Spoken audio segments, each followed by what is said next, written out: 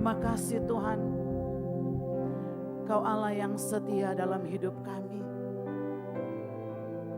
Sekalipun kami berada dalam lembah kekelaman, sekalipun kami berada di keadaan yang tidak mungkin lagi bagi manusia, tetapi Engkau Allah yang setia selalu berjanji menyertai setiap langkah kami, sehingga kami boleh beroleh kemenangan kepada kemenangan yang lain. Kami bersyukur sebab kami memiliki Allah yang hidup. Bahwa janji-Mu Tuhan ya dan amin.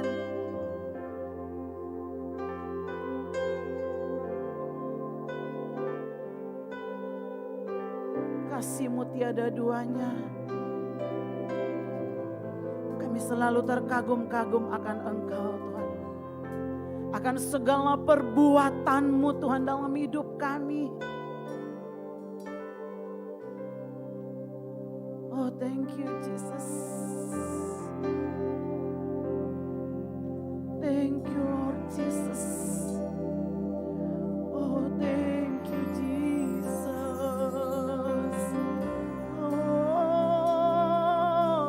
Oh, ya Rabbi Yesus.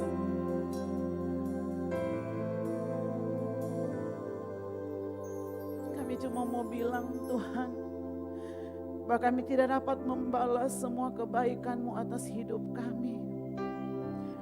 Tetapi kami mau belajar memberi hidup kami Tuhan untuk melayani dan menyenangkan Engkau selagi kami ada kesempatan. Terima kasih Tuhan kalau kami boleh berada di tengah-tengah di tempat ini Tuhan. Walaupun jam-jam yang tidak mengenakan Tuhan, kami ada di jam-jam yang membuat kami mudah ngantuk. Tapi kami percaya ketika ada api Roh-Mu Tuhan yang terus membakar kami, semangat kami, sukacita kami itu tidak dapat membatasi ruang ini. Tapi iman kami terus Tuhan menyala di hadapan-Mu. Iman kami terus berkobar dengan Engkau Tuhan. Sebab kami mengenal Allah yang kami sembah. Terima kasih Tuhan Yesus. Terima kasih Roh Kudus. Ajar kami duduk diam Tuhan, seperti murid yang mau mendengar dan belajar melakukan kehendak-Mu dalam hidup kami. Terpujilah nama-Mu Tuhan. Kami yang rindu diberkati lewat kebenaran firman-Mu. Mari bersama katakan amin, amin. Puji Tuhan, silakan duduk kembali saudara. Puji Tuhan, shalom Bapak Ibu yang dikasih Tuhan. Para dewasa muda yang dicintai Tuhan, haleluya. Puji Tuhan ya, seberapa kita ada siang menjelang sore ini, biar kita tetap semangat ya. Untuk memuji memuliakan Tuhan, terlebih melayani Tuhan. Terima kasih buat Pak Robert dan Ibu Ike yang telah memberikan lagi kesempatan buat saya untuk boleh ada di tengah-tengah dewasa muda. Ya, kita mau belajar tentang kebenaran firman Tuhan yang saya berikan tema iman yang tangguh. Iya, kalau kita dengar yang tangguh kayaknya ini yang superior gitu ya. Kesannya kayak orang-orang yang militan ya. Kalau tadi kan udah pada pakai ijo-ijo gitu ya. Kayaknya jangan seragamnya doang yang ijo ya. Tetapi arti dari ijo itu tentara ya, tentara tuh identik dengan hijau ya, yang terus tumbuh, semangatnya bertumbuh ya, nggak padam, nggak mudah pudar, nggak mudah menyerah ya. Kayaknya kalau udah pakai baju hijau-hijau itu tuh kesannya yang militan gitu ya. Jadi jangan gampang mundur cuma karena hal-hal sepele. Kita memang harus dibentuk ya dengan hal-hal yang nggak selalu besar. Kadang-kadang hal yang sepele itu justru yang menjatuhkan kita. Hal yang sepele itu yang ya kayak angin, kalau sepoi-sepoi itu yang bikin ngantuk. Ya, kalau angin ribut kita lari ngumpet semua. Jadi nggak bakal tidur, berjaga-jaga kalau angin ribut justru. Tapi angin sepoi-sepoi kayak sore ini nih AC-nya kenceng. Soalnya orangnya dikit. Jadi rada kenceng gitu ya. Hati-hati berjaga-jaga ya saudara. Angin sepoi-sepoi itu mudah sekali menghampiri anak-anak muda, apalagi kalau semalam begadang. Ya, tidurnya cuma 2-3 jam. Wah, ini perjuangan gitu ya, jam-jam segini. Puji Tuhan saudara, kita mau belajar dari 3 pemuda, ya, pemuda Ibrani yang pemberani. Ya, nggak salah ya, mereka dari Ibrani, pemberani. Ya, kita pasti tahu ya siapa 3 pemuda yang pemberani itu ya. Karena kayaknya kalau kita dari sekolah minggu ini udah sering banget denger. Ya, yang alumni sekolah minggu boleh angkat tangan? Oh banyak, sudah lulus semua, jadi udah tahu ceritanya seperti apa. Tapi ini adalah pengalaman yang superior ya, kalau kita mau bilang militan, yang bisa dibilang udah jarang mungkin ya hari-hari ini ketemu orang-orang yang berani mati karena Tuhan. Tapi kita lihat ya, banyak orang berani mati karena membela mungkin teman, ya membela sesuatu kekasih misalnya, ya mau mati bareng bahkan banyak ya, itu kebodohan. Tetapi kalau kita melihat ya, 3 pemuda yang luar biasa ini, mereka rela ya dihukum walaupun itu sesuatu yang tidak diinginkan oleh semua orang. Ya apa ya? Kita baca di dalam Daniel 3 ayat 14, kita tahu ceritanya dari awal seperti apa.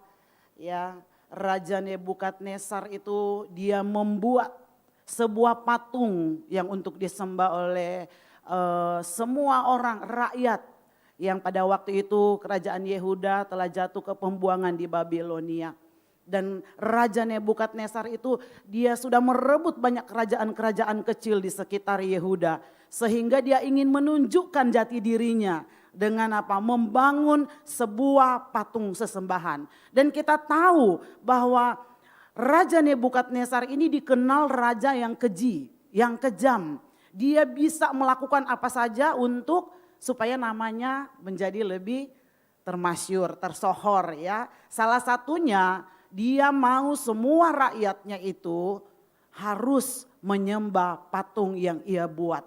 Ketika ada bunyi-bunyian seruling, bunyi kecapi, maka semua harus tunduk menyembah. Ya, nggak ada yang terkecuali bupatinya, gubernurnya, semua kepala-kepala jabatan, semua tunduk. Ternyata di tengah-tengah ya kerajaan ini ada 3 pemuda yang dari Yehuda. Tentunya mereka adalah penyembah-penyembah Allah yang benar yang kita tahu. Dan disinilah tantangan bagi pemuda-pemuda ini untuk iman mereka diuji di dalam perapian yang begitu panas. Dikatakan 2 kali lipat dinaikkan menjadi 7 kali lipat. Karena kemarahan seorang Raja Nebukadnezar. Yuk kita baca di ayat 14.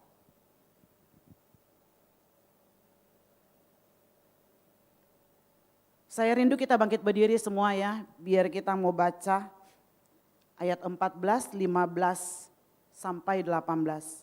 2, 3. Berkatalah Nebukadnezar kepada mereka, apakah benar hai Sadrak, Mesak dan Abednego bahwa kamu tidak memuja dewaku dan tidak menyembah patung emas yang kudirikan itu? Sekarang jika kamu bersedia demi kamu mendengar bunyi sangkakala, seruling, kecapi, rebab, gambus, serdam dan berbagai-bagai jenis bunyi-bunyian, sujudlah menyembah patung yang kubuat itu. Tetapi jika kamu tidak menyembah, kamu akan dicampakkan seketika itu juga ke dalam perapian yang menyala-nyala. Dan dewa manakah yang dapat melepaskan kamu dari tanganku? Ayat 16. Lalu Sadrak, Mesak dan Abednego menjawab Raja Nebukadnezar, tidak ada gunanya kami memberi jawab kepada tuanku dalam hal ini. Jika Allah kami yang kami puja sanggup melepaskan kami, maka ia akan melepaskan kami dari perapian yang menyala-nyala dan dari dalam tanganmu itu ya Raja. Amin, puji Tuhan, silakan duduk. Ternyata saudara,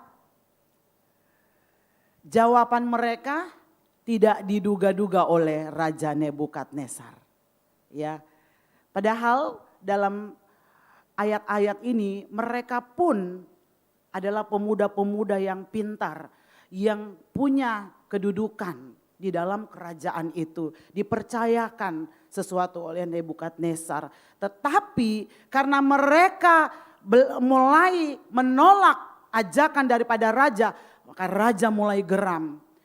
Ya, kalau saya lihat dalam hal ini ada resiko-resiko, ada konsekuensi yang akan ditanggung oleh Sadrak, Mesak dan Abednego, yaitu secara sosial mereka akan kehilangan jabatan, pekerjaan, kedudukan, kepercayaan.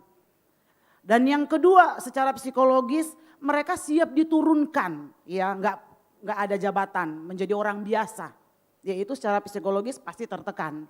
Kalau kita ada di satu pemerintahan tiba-tiba karena kita nggak nurut, bos suruh korupsi, kita nggak nurut, itu biasanya terdampak ya.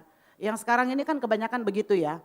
Ya, kalau bekerja di perusahaan atau di pemerintahan punya atasan, ya biasa ada yang namanya korupsi berjamaah. Ya, itu ada istilah seperti itu. Di dalam perusahaan pun ada, ya.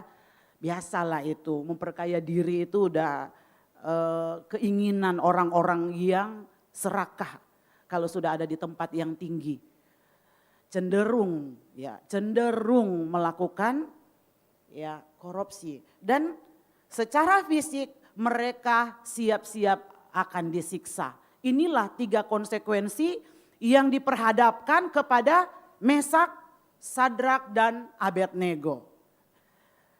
Kalau kita sebagai orang-orang yang sedang berada di tempat yang baik, ya, dalam keadaan tenang-tenang, tiba-tiba ada perubahan peraturan, maka kita harus mengikut peraturan itu. Apalagi kalau raja atau atasan kita bukan orang yang takut akan Tuhan. Dicarilah peraturan-peraturan yang sedikit-sedikit nyeleweng gitu ya. Yang sedikit-sedikit ya supaya dia bisa ada celah-celah dalam melakukan apa yang dia mau. Tapi hari ini kita belajar bahwa ini adalah perintah raja. Dan perintah raja itu gak bisa ditolak. Bisa dibayangkan keadaan mereka bertiga langsung galau. Tapi di tengah-tengah kegalauan mereka itu saya yakin ya kemungkinan ya raja menawarkan, kasih tahu dulu lah, kalau lu nurut gampang dia sama gue gitu. Biasa ya di dunia itu seperti itu. Cobalah, masa sih cuman soal begitu lu gak nurut sama gue, udahlah dukung gue gitu ya. Supaya kan kalau gue naik, gue makin jaya, lu kebagian nih jabatan, kedudukan. Biasanya ada hal-hal seperti itu. Tetapi sebagai Sadrak dan Mesak dan Abednego, mereka adalah pemuda-pemuda yang militan di dalam iman kepercayaan mereka. Sehingga mereka dengan terang-terangan ya menolak di hadapan raja untuk apa?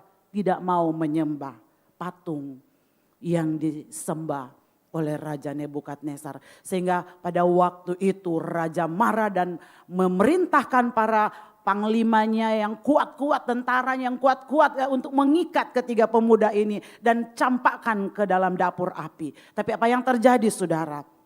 Orang-orang kuat, orang-orang yang gagah perkasa yang disuruh sama raja, justru mereka yang mati karena tidak kuat menahan panas. Ya, pada saat mereka mau lemparkan Mesak, Sadrak dan Abednego, prajurit-prajuritnya mati karena tidak tahan dengan rasa panas yang luar biasa. Bisa dibayangkan ya, mereka diikat loh, diikat semua dengan bajunya, dengan topinya, dikatakan pakaiannya, diikat mereka sampai harus diangkat. Karena saya kalau diangkat begitu berarti mereka diikat semua ya, kaki diikat, tangan diikat. Karena diangkat, dikatakan dalam ayat-ayat itu diangkat dan dicampakkan. Tetapi apa yang terjadi beberapa waktu kemudian raja bingung ngeliat kenapa di dalam perapian yang menyala-menyala mereka bisa berjalan-jalan dengan leluasa.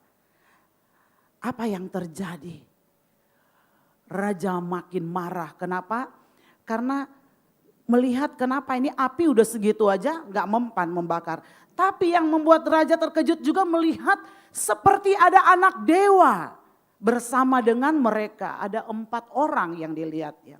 Ternyata itu adalah malaikat utusan Allah yang hidup.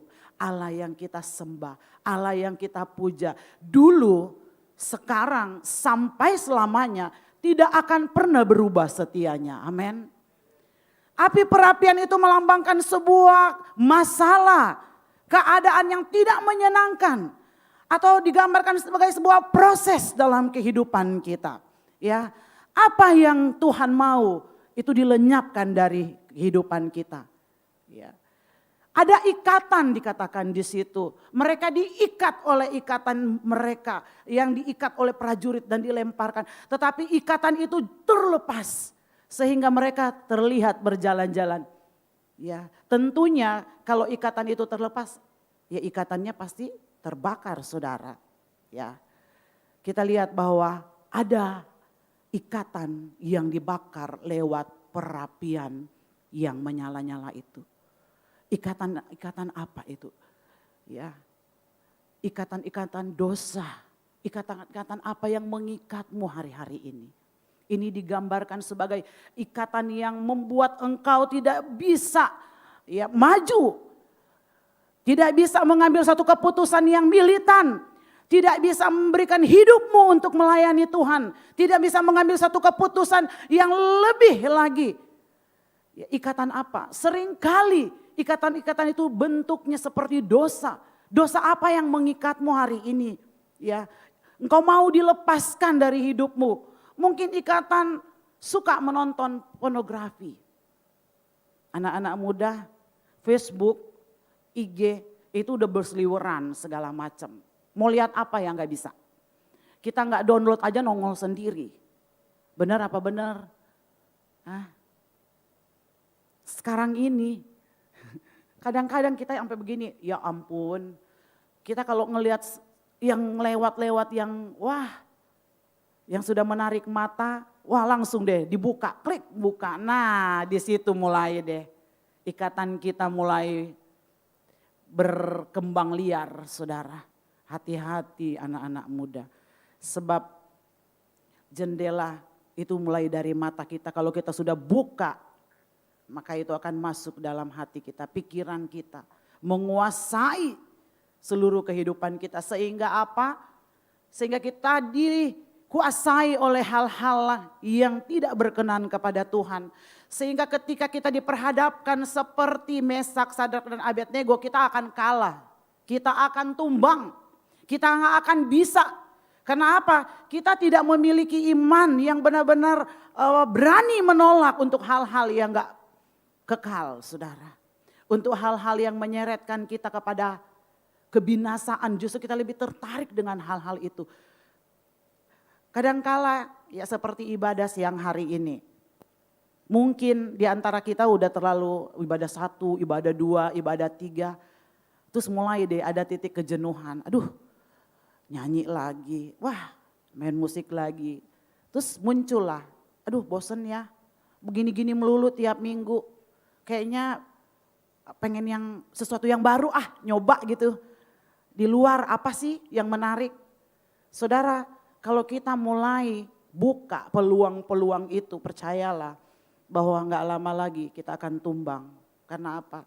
Masalah yang Tuhan izinkan untuk membentuk karakter kita, untuk memproses kita, itu datangnya tiba-tiba, saudara.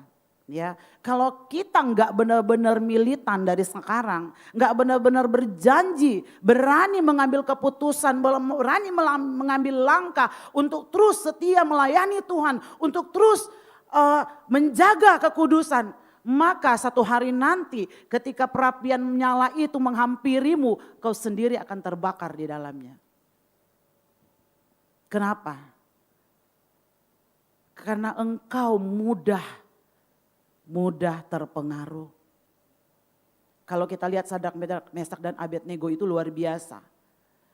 Dia tahu ada perapian. Dia tahu, gak mungkin dia gak tahu. Karena sudah diumumkan kan juga bahwa yang tidak sujud menyembah kepada Tuhan maka akan dicampakkan. Tapi respon mereka itu yang luar biasa. Respon mereka itu terhadap masalah yang di hadapan mereka itu enggak mempengaruhi untuk mereka mengambil keputusan untuk tetap maju. Ketika saya diperhadapkan dengan keadaan di mana sesuatu yang di hadapan saya ketika anak saya sakit itu ada di mana keadaan yang tidak menentu yang ada di depan saya. Saya nggak bisa bilang anak saya bisa sembuh atau apa yang akan terjadi. Itu satu rahasia Tuhan, ya. Tetapi berjalannya waktu, itulah ujian yang Tuhan izinkan saya harus lalui, ya. Seperti roller coaster gitu loh, naik turun kayak kita benar-benar kita nih diperhadapkan dengan situasi yang kadang-kadang enak, tiba-tiba nggak enak, ya. Lagi enak-enak seminggu 2 minggu, tiba-tiba minggu depan udah sakit. Udah masuk rumah sakit. Sembuh 2-3 bulan, sakit lagi. Itu seperti itu loh saudara. Dan itu gak menyenangkan bagi kami, ya bagi kita pastinya. Semua kita itu bukan hal yang menyenangkan. Tetapi Tuhan izinkan itu ada dalam kehidupan kami sekeluarga. Saya gak tahu apa rancangan Tuhan. Memang rancangan Tuhan bukan mendatangkan kecelakaan. Tetapi seringkali dan kita tahu bahwa seringkali masalah itu menjadi solusi buat anak-anak Tuhan untuk lebih dekat sama Tuhan. Terlalu dikasih enak, kebablasan. Ya, jadi kadangkala hal-hal yang gak mengenakan itu adalah cara Tuhan untuk membuat kita kayak orang udah mulai 5 watt, kaget ya. Bangun imanmu, bangun mesbah doamu, terus setia. Walaupun mungkin situasi seperti ini bagi sebagian orang ngapain jam segini ya ibadah ya. Tapi kita mau taat, kita lakukan bagian kita. Lebih enak di tempat tidur jam-jam segini. Iya, jam 2 ya. Apalagi udah pagi melayani, jam 10 melayani. Wah, ini udah paling top banget kalau ada di tempat tidur. Wah, udah gak pakai AC juga pules. Ya itulah kita, kedagingan kita tuh nuntutnya tuh yang enak-enak. Tetapi Tuhan mau kita masuk ke dapur perapian. Mari kita lihat Habakuk saudara. Habakuk adalah nabi yang setia. Tetapi Tuhan juga mengizinkan dia ada di posisi di mana Raja Nebukadnezar mau mengerebut tanah Yehuda itu dan dia salah satunya juga ada di situ. Apa yang dia pikirkan? Pasti kalau kerajaannya sudah di tangan orang yang salah itu pasti segala sesuatu kacau saudara. Sehingga ketika keadaan itu yang tidak menyenangkan ada di hadapan dia berkata, ya, sekalipun pohon ara tak berbunga, pohon anggur tak berbuah, pohon zaitun mengecewakan, bahkan ladang-ladang tidak menghasilkan, kebun anggur mengecewakan, di mana digambarkan satu keadaan yang tidak menyenangkan di hadapan dia. Kehilangan pekerjaan, itu udah pasti dalam keadaan peperangan. Kehilangan kedudukan, biasa terjadi pergeseran-pergeseran itu. Itu yang diperhadapkan oleh Habakuk. Sampai-sampai dia berkata di dalam Habakuk 3. Perkataan ini perkataan bagi orang-orang yang sedang mengalami sesuatu yang tidak pasti di hadapannya. Dia gak bisa jawab, ya. Seperti datangnya panas berbulan-bulan kita gak pernah tahu. Tiba-tiba muncul musim hujan berhari-hari banjir kita gak tahu. Ada kerugian di situ, ada kehilangan di situ, ya. Kenyamanannya diobrak-abrik di situ. Tetapi dia berkata di dalam ayat selanjutnya, aku beria-ria karena Tuhan Allahku. Bahkan kakiku dibuat kuat olehnya. sehingga aku tetap berjejak-jejak di bukit-bukit. Itu menandakan dia nggak pernah turun. Ketika Tuhan mengangkat dia, ya menjadikan dia kepala bukan ekor. Dia tetap kuat berjejak di atas bukit-bukitnya Tuhan. Dia tidak menyerah dengan keadaan. Dia nggak lihat lagi situasi di hadapan dia apa yang akan terjadi. Dia maju terus karena dia tahu dia menyembah kepada Allah siapa. Saudara, untuk kita menang dalam satu ujian, kita harus diperhadapkan kepada proses, kepada peperangan. Bukan hanya Tuhan yang tertarik dengan imanmu. Ada satu oknum yang tertarik dengan imanmu, siapa itu? Iblis, saudara. Iblis tertarik dengan imanmu, kenapa? Dia tertarik untuk menjatuhkan engkau. Dia mau buat engkau gagal untuk mencapai garis. Ternyata iblis juga suka ngelihat orang punya iman. Bukan suka seneng, enggak. Dia mau suka, dia mau hancurkan. Dia suka mengacaukan. Dia gak tertarik kamu pinter. Dia gak tertarik kamu pemuda yang luar biasa, yang hebat main musik. Kalau dia bisa jatuhkan kamu, wah. Sebab itu kita gak bisa main-main ya. Iblis dengan kita, umur kita baru puluhan, dia udah ribuan. Jadi kita jangan menyepelekan ya. Kalau kita separuh hati melayani Tuhan, nggak benar-benar militan untuk tetap setia, untuk berkomitmen dengan Tuhan. Apapun yang terjadi, mau tetap berkata aku mau setia. Iblis lagi nunggu, siapa nih yang tumbang duluan? Wah, dia bersorak-sorak, satu tumbang, ajak lagi yang lain. 2, terus 3. Makin lama makin hilang. Ke gereja sebulan jadi sekali, lama-lama Kristen kapal selam. Ya, setahun sekali.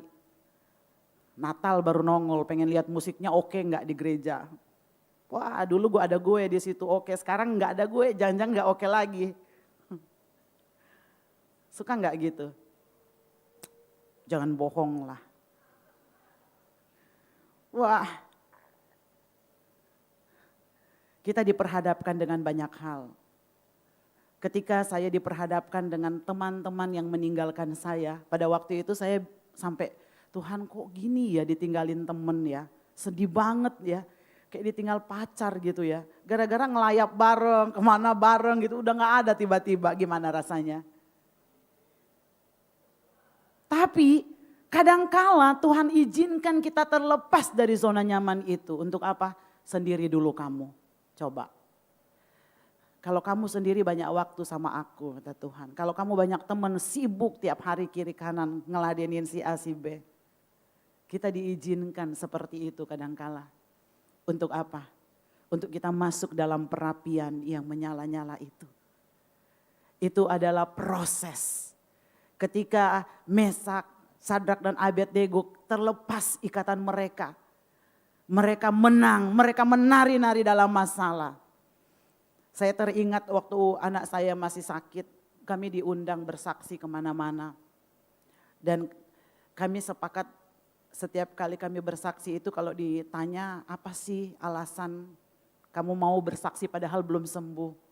Ya belum seperti yang kita inginkan, seperti Habakuk. Itu belum jelas nih di depan nih. Ya masih satu pertanyaan. Karena kan keinginan kita semua yang baik-baik, sembuh. Siapa sakit gak mau sembuh? Gak ada lah. Kalau sakit gak mau sembuh, hebat bener ya. Bisa sakit terus gak mau sembuh-sembuh. Gak ada manusia yang mau seperti itu. Tapi pada waktu kami diperhadapkan dengan seperti itu, kami beri seperti moto, yaitu berjalan dalam badai. Ya. Berjalan dalam badai seperti burung Raja Wali. Dia terbang dalam badai sampai dia harus melampaui badai itu sendiri. Ketika dia lewatin badai, maka dia akan meria-ria, dia menari, dia terbang dengan bebas. Karena dia sudah ada di angkasa, dia begitu ringan ya. Tapi waktu dia menembus badai itu dia butuh kekuatan ekstra. Dia butuh kemampuan, keberanian. Bisa saja dia terhempas oleh badai itu bisa. Bahkan bulunya rontok saudara ketika dia menghadapi badai itu. Itu proses yang menyakitkan. Tetapi apakah seorang burung Raja Wali dia langsung menyerah, turun langsung ke bawah terus jadi ayam gitu, jadi bebek? Ya enggak, natur dia Raja Wali, tetap Raja Wali. Turun dia di bawah pun dia tetap Raja Wali, enggak berubah jadi bebek, dia enggak berubah jadi ayam. Bagaimana kita anak-anak Tuhan? Status kita jadi berubah. Kalau kita diperhadapkan dengan masalah. Jadi pengecut, jadi pecundang. Status kita jangan pernah kita ubah. Karena kita ini bernilai di hadapan Tuhan. Kita ditebus bukan dengan harta benda. Tetapi kita ditebus oleh darah. Darah seorang raja atas bumi ini saudara. Saudara aja kalau didatengin Pak Jokowi, ya dipanggil nemenin Pak Jokowi, ya Pak Jokowi belum mati buat saudara, baru manggil nemenin, udah kesenengan. Ya kan? Disalamin aja, cuma disalamin dia gak tahu kita siapa ya, kita tahu kan dia siapa. Foto kita udah beredar di medsos gitu ya. Senengnya disalamin Pak Jokowi gitu. Apalagi bisa selfie, muka Pak Jokowi yang senyum terus itu yang bikin happy gitu liatnya. Segitunya kita kepada manusia, kita perlakukan orang-orang yang istimewa itu segitunya. Bagaimana kita memperlakukan ya status kita di hadapan Tuhan. Apa kita mampu bertahan status kita itu sebagai orang-orang pemenang lebih dari pemenang? Atau kita menjadi orang-orang pecundang? Pada akhirnya kita menjadi orang-orang yang terlalu murah. Terlalu mudah menyerah pada keadaan. Padahal kita memiliki dekingannya siapa? Raja di atas segala raja. Punya dekingan baru pas pampres udah GR ya. Kira-kira GR enggak? GR lah. Wah. Punya kartu nama pas pampres aja udah GR, gimana kalau dia, ayo Christian temenin gue dong, biar cuma di belakang, nih gue lagi mau nganter nih Pak Jokowi ke Kalimantan, lu ikut, gak apa-apa lah, lu pegang kamera aja, fotoin gue, udah seneng tuh biasanya. Apalagi dibayarin tiketnya ya, jalan-jalan gitu. Gimana kalau Tuhan kita yang luar biasa itu yang promosiin kita? Saudara, promosi itu gak sembarangan dia berikan. Bukan kepada orang-orang yang lemah. Bukan kepada orang-orang yang mudah menyerah. Kalau kita lihat di ayat selanjutnya saudara.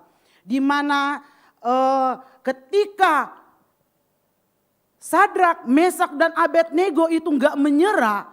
Membuat hati raja berubah saudara. Kagetlah. Nebukadnezar ngelihat dia orang masih hidup. Berarti Allah mereka hebat ya. Kalah dong Allah kita. Dia lebih hebat. Buktinya mereka tetap hidup. Pengawalnya udah mati, udah KO. Ini kok masih gitu ya. Disitulah penyertaan Tuhan buat ketiga pemuda ini. Bahkan ketiga pemuda ini mampu mengubah satu kerajaan menjadi percaya kepada Allah Israel.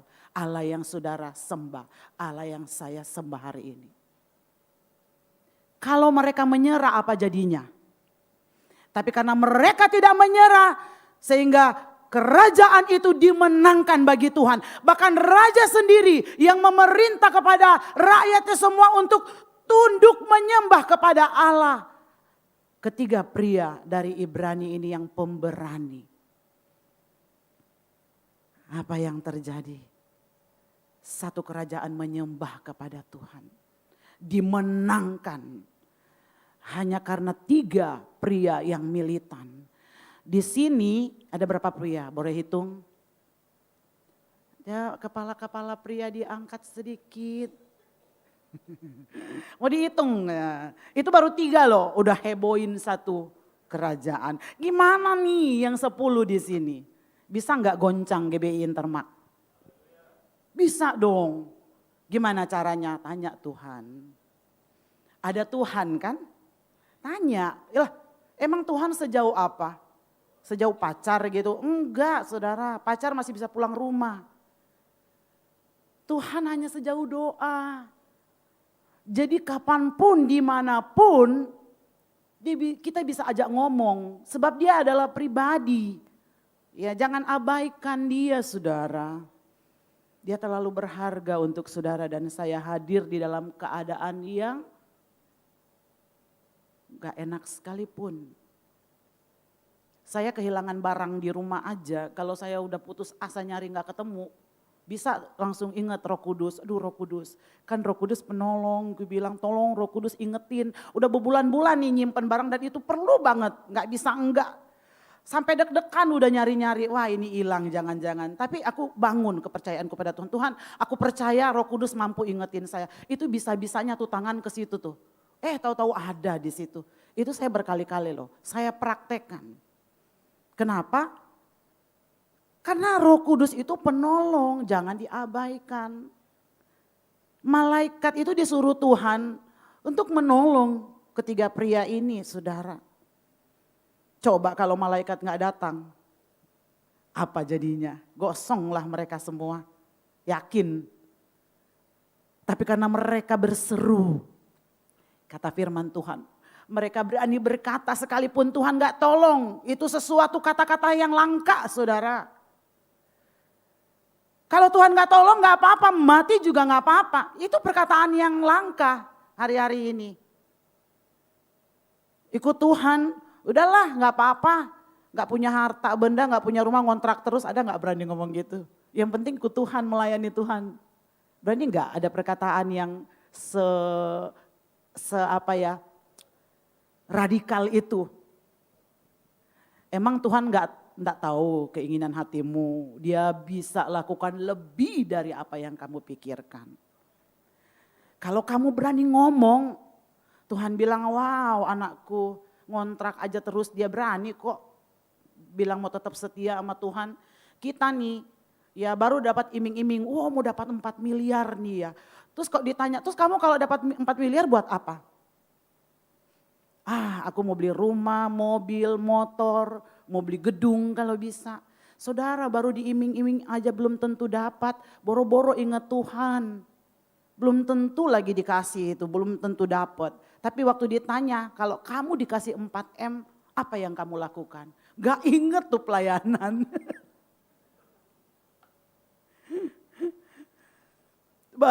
baru hayalan aja. Cita-citanya semua tuh buat dirinya, ya kan?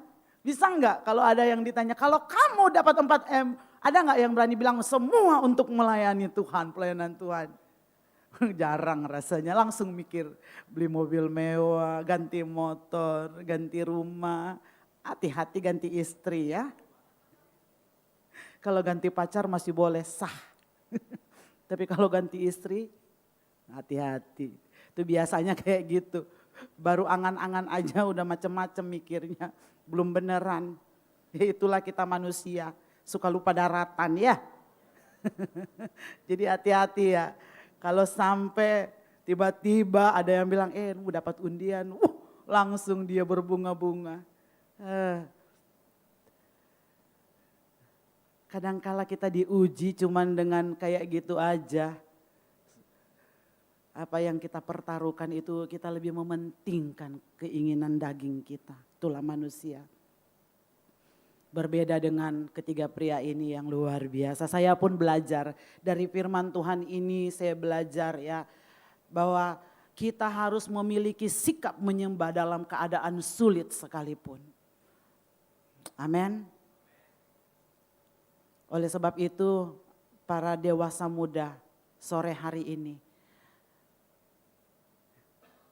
jangan karena kita cuman kepengen menu-menuin gereja doang. Datang, gak enak sama Tante Ika sama Om Robert.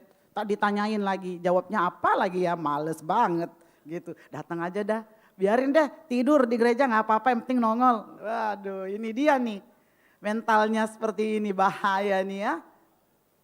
Tapi mari kita mau belajar setia, sekalipun suasana, keadaan tidak menyenangkan seperti Nabi Habakuk. Tetapi dengan seperti ini ibadah, memuji, menyembah. Kita terus menerus dilatih. Untuk apa? Kita terus mendekat kepada Tuhan. Kita akan dilatih dengan wadah seperti ini. Memang satu kali nanti mungkin akan membosankan. Tapi bangun sikapmu. Sikap hati yang menyembah di hadapan Tuhan. Biar Tuhan terkesan melihat engkau. Buat Tuhan tertarik untuk memberkati engkau. Buat Tuhan tertarik untuk menarik semua berkat yang terbaik buat engkau. Itulah caranya penyembahan kita kepada Tuhan. Jangan dulu mikir kalau aku ke gereja dapat apa ya. Ya, kalau udah mikir gituan Tuhan juga bilang, ya ampun yang begini. Recehan banget nih mentalnya. Mau kita digituin? Gak mau lah. Iya kan? Saya aja udah ibu-ibu gak mau kalah. Ya, melayani kemanapun Tuhan panggil, melayani. Minggu kemarin saya pergi melayani di kaum marginal, pemulung di Senen. Mereka orang-orang yang tinggal di kolong jembatan. Ya, dan dikumpulkan ke satu tempat untuk mereka beribadah. Ya, dengan kondisi mereka apa adanya. Ya maaf kata. Yang namanya orang-orang marginal itu pasti keadaan mereka apa adanya. Karena mereka tinggal di kolong jembatan, tinggal di taman-taman, tidur di gerobak-gerobak. Pasti bukan yang wangi-wangi yang datang. Atau yang cantik-cantik yang datang. Tapi Tuhan melihat hati mereka saudara. Tuhan gak ngelihat tampang yang datang modelnya bagaimana, enggak. Keadaan mereka begitu, mereka datang apa adanya cari Tuhan. Banyak mereka ya datang cari Tuhan. Nyanyi, pas mereka nyanyi di depan saya kaget tuh suaranya bagus bener. Saya sampai dalam hati, kalau di gereja Intermak ada bapak-bapak yang keren begini nyanyi gak malu-malu. Aduh cuek mereka nyanyi di depan. Terus suaranya bagi suara lagi udah kayak choir saudara. Saya sampai kaget ya, saya dalam hati, wow. Itu mereka loh yang gak punya tempat tinggal. Sampai ibu itu ngomong waktu dia habis nyanyi, dia bilang begini, saudara-saudara saya minggu depan mau ulang tahun, katanya saya mau rayain, tapi saya mau rayain di mana ya katanya. Ternyata dia nggak punya rumah saudara, dia bingung mau rayain di mana. Tapi dia semangat ngundang teman-temannya untuk ulang tahun. Dia tanya, tapi mau rayain di mana ya? Dalam hati saya, aduh saya dengar kayak gitu ya. Oh my God, kita ada rumah bagus, boro-boro ngundang seiman kita mau datang makan sekali-sekali di rumah, tutup pintu melulu. Ya, nggak mau direpotin, nggak mau bersuka cita bersama-sama dengan saudara seiman, undang sekali-sekali jamuan meja makan. Ajak teman-teman seiman menikmati, kita masak, bikin orang lain senang. Itu seorang pemulung punya hati seperti itu, saya kagum loh.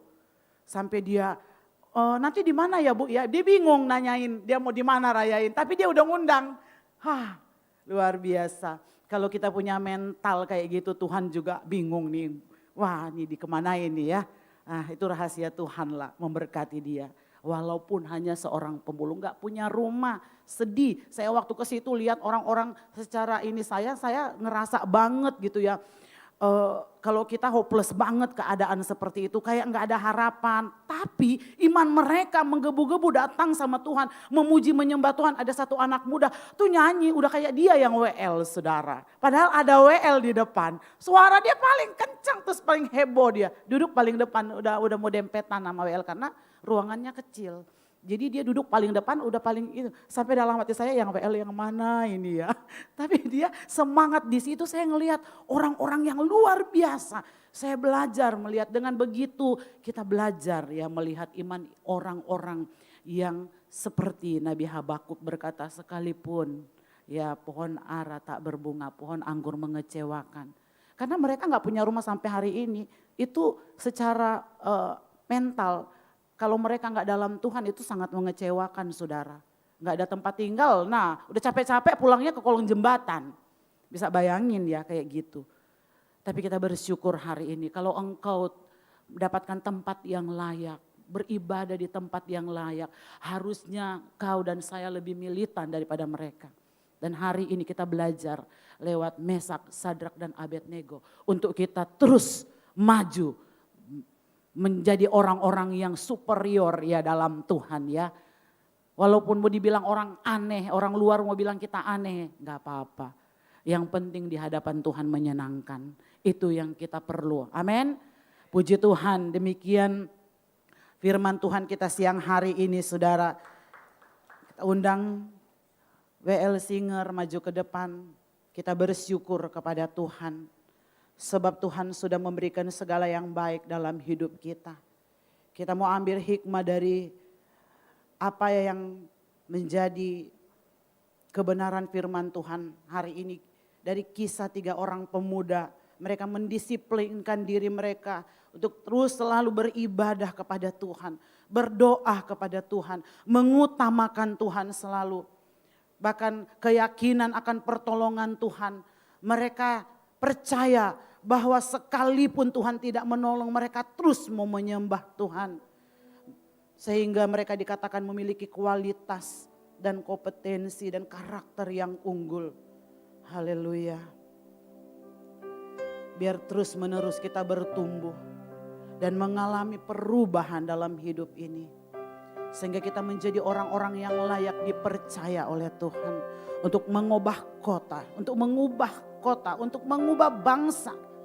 Bahkan untuk mengubah keadaan di sekitar kita.